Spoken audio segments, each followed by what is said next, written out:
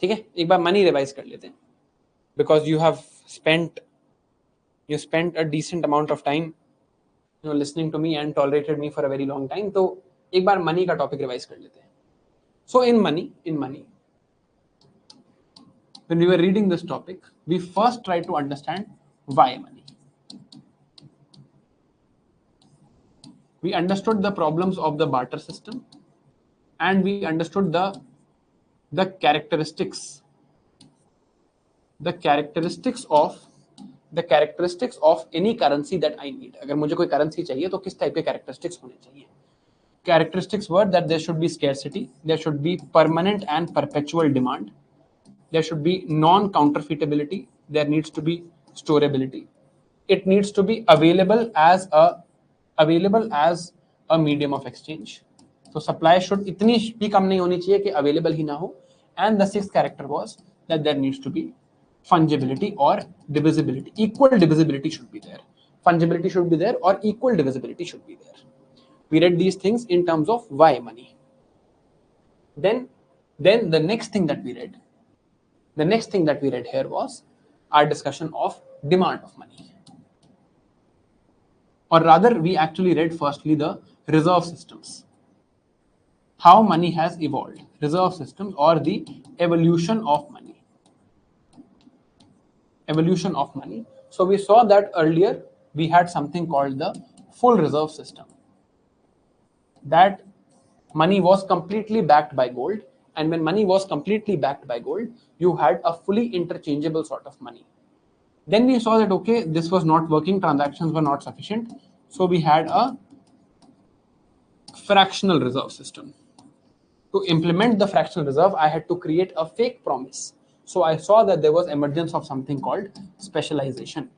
This is exactly where the Reserve Bank of India, or any specialization or any central bank, was born. After this, I had then something called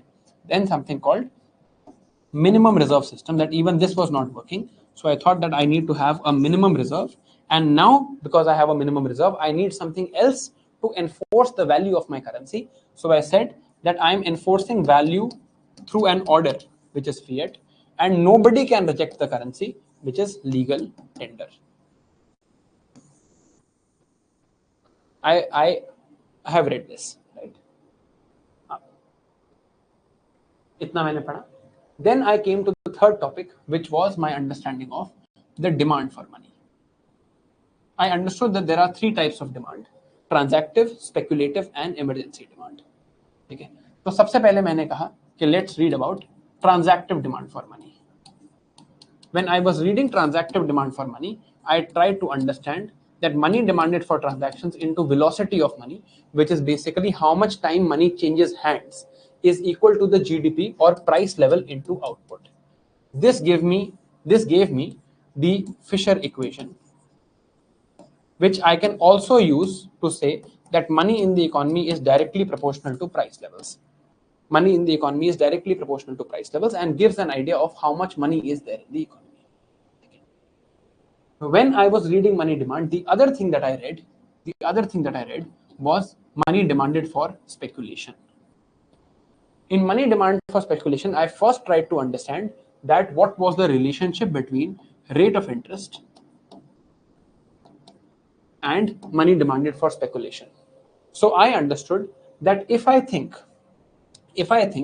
that money demanded for speculation is the money I need for speculating in assets, if I think that rate of interest is low today, or rather, let me first relate this thing. I read this thing that there is 5% rate of interest in savings accounts, money will go from 105 to 110. If there is 4% rate of interest in savings account, money will go from 104 to 110. You remember this calculation that we had studied? Right? Do you remember this calculation that we studied? On the basis of this calculation, I said that when interest rates fall, in this case, interest rates are falling. In interest rates fall, what happens?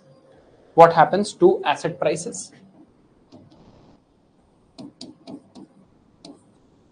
Or sorry, it should be 106 and 110. I'll just write this again. If interest rate is now 4%, this will become 106 to 110.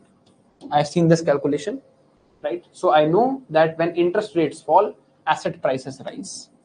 When interest rate falls, yield falls. And when interest rate falls, premium increases, right? This I had seen. I also had related speculative demand of money with interest rates. Because if I think interest rates are low today, that means they will be high tomorrow. If they will be high tomorrow, asset prices will be low tomorrow. So if asset prices will be lower tomorrow, that means I should sell today and increase my money demand for speculation. So I concluded that money demand for speculation is inversely proportional to rate of interest today. So I came to one conclusion was this, and one conclusion was this when I was studying speculative demand of money. On that basis, I was able to say that speculative demand and rate of interest, MDS, is inversely proportional to rate of interest, and rate of interest is inversely proportional to asset prices. Rate of interest is directly proportional to yield, inversely proportional to premium. These two conclusions I had to draw, right? This concluded my discussion for money demand. After money demand, I decided to draw a graph. I drew a graph and said, see, this is the demand for money. This is price of money, which is rate of interest. This is quantity of money in the economy. This graph I drew. Then I came up with money supply. I said money supply graph is vertical because money is supplied by RBI. It's perfectly inelastic. And job of RBI is to maintain trust in the economy. The job of RBI is to maintain trust. RBI does not care what level of interest rates are there. Its job is to maintain trust in the economy. ये बात करने के बाद, then I said that if RBI increases the money supply, rate of interest will fall. So money supply goes up, rate of interest goes down. Rate of interest goes down, what happens? Consumption goes up, investment goes up. That means aggregate demand goes up. Then I drew the graph of aggregate demand and aggregate supply and said that when aggregate demand goes up, price levels go up and growth goes up. So this I understood with regards to money supply and rate of interest. Then I understood that I also have to read money supply from a different standpoint. I have to read money supply from the standpoint that money supply is equal to money multiplier into M naught. I firstly tried to understand that money multiplier depends on two factors.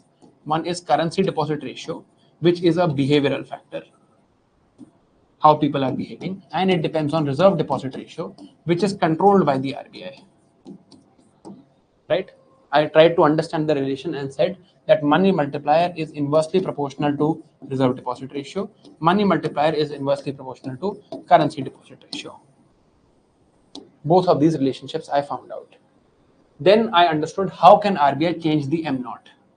RBI can change the M naught. M naught is liability of RBI. Right? To change liability, RBI can change its assets because assets and liabilities will always be the same. So if assets of RBI reduce, that means RBI sells assets. Liability of RBI will also reduce. That means M naught will reduce. That means money supply will go down. ये मैंने समझा. This is RBI buying and selling assets to influence the M naught and influence the money supply, also known as open market operations. This I understood. Then I understood that to control money supply, RBI does something called RBI controls the monetary policy. RBI controls the monetary policy. In the monetary policy, if I look at RBI either can have quantitative measures, that means measures whose effects can be quantified, or it has qualitative measures. If I look at quantitative measures, I can either change M naught or I can change M. To change M naught, of course, the effect is simple of open market operations. One special type of open market operations in the case of Amazon investing in India, I looked at market sterilization scheme. Then I looked at okay, what is the effect on money multiplier? अगर money multiplier पे effect करना है, so you can change the reserve deposit ratio. So there are types of reserve deposit ratio. There is CRR in India. अब CRR में I read that it has to be maintained as cash, has to be maintained with RBI. Banks earn no income. It is as per RBI Act. Then there is SLR, and there is no limit on this. कोई limit नहीं है. If you look at SLR, it has to be maintained as certain approved securities. Which approved securities? It is maintained by bank with itself. RBI के साथ maintain नहीं करना. Banks earn income on this. It is as per Banking Regulation Act, and there is a limit of 40%. Then I also understood that to change this, RBI can also influence the rate at which banks borrow or keep money with the RBI. This is called liquidity adjustment facility. Isme there are two types of transactions: repo transaction, where banks borrow money from RBI, and reverse repo transaction, where banks park money with RBI. There can also be a special case when there is need of marginal standing facility. Right? I then had to understand that how is monetary policy transmitted? How is monetary policy transmitted in India? Whether it is being transmitted properly or not. In this case, I first studied that there was a case where they had something called benchmark prime lending rate. Then they came to base rate. Then once even base rate did not succeed, they came to marginal cost of funds lending rate. And once even MCLR did not work, now they have external benchmarking, and this is something that succeeds. Now in external benchmarking, bank has the option either repo, either some government securities, or LIBOR or MIBOR. This I have seen. The other thing that I saw here was how is monetary policy decided? Monetary policy is decided by something called the Monetary Policy Committee. How many members are there? 3 from the government plus 3 from RBI. How many times do they meet? They meet 6 times in a year, but by law, they have to meet minimum 4 times.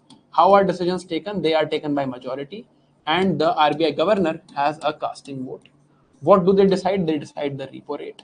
What is their target? Target is 4 plus minus 2% as measured by CPI combined. How do they meet this target? Through repo rate. If they don't, they have to publish report. They have to publish minutes of the meeting. Can government give directions? Yes, but only in writing. Done. This entire chapter, I think it has taken what, 10 minutes, 15 minutes? Broadly, itna hi. Entire chapter we've been able to revise in 15 minutes.